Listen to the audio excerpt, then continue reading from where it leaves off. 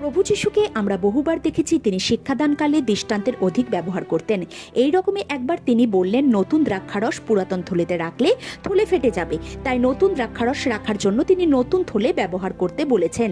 তিনি এমনটা কেন বলেছেন, এর সাথে আমাদের ব্যবহারিক জীবনের কী যোগ রয়েছে, সবটা আজ এই ভিডিও থেকে আমরা জানব।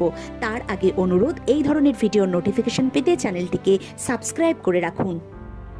নতুন দ্রাক্ষারসের মধ্যে অধিক টেম্পার বা ক্ষমতা থাকে, যা পুরাতন থলেতে রাখা যায় না, কারণ পুরাতন থলে বহুবার ব্যবহারের ফলে তার নমনীয়তা নষ্ট হয়ে যায় এবং পুরাতন থলে শক্ত হয়ে থাকে। ফলে সেই থলেতে নতুন দ্রাক্ষারস রেখে থলের মুখ আটকে দিলে এক প্রকার সক্রিয় গ্যাস উৎপন্ন হয়, যা সেই পুরাতন থলেকে ফাটিয়ে দেয়। তবে এর সঙ্গে আপনার আত্মিক জীবনের গভীর যোগ রয়েছে। আসুন বোঝার চেষ্টা করি। নতুন দ্রাক্ষারস অর্থাৎ ঈশ্বরের আশীর্বাদ, আর পুরাতন থলে অর্থাৎ আমি এবং আপনি।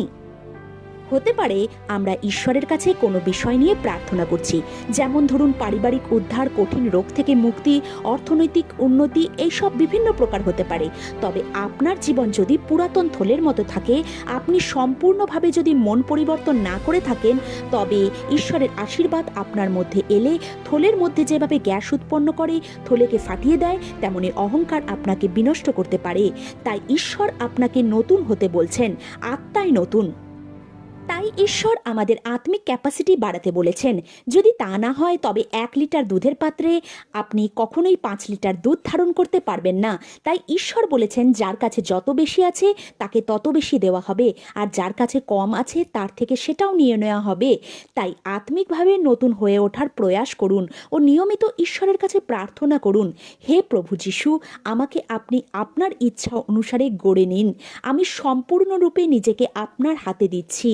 আমি উপযুক্ত নয়, প্রভু আমায় উপযুক্ত করে তুলুন। যা আপনার পছন্দ নয় সেগুলি আমার জীবন ও চরিত্র থেকে দূর করতে আমায় সাহায্য করুন। প্রার্থনা প্রভু যিশুর নামে চাই, আমেন। আশা করি আজকের এই ভিডিও থেকে আপনি নতুন কিছু শিক্ষা লাভ করেছেন। ভিডিওটি ভালো লাগলে একটি লাইক, কমেন্ট ও শেয়ার অবশ্যই করবেন। সকলকে জয় যিশু।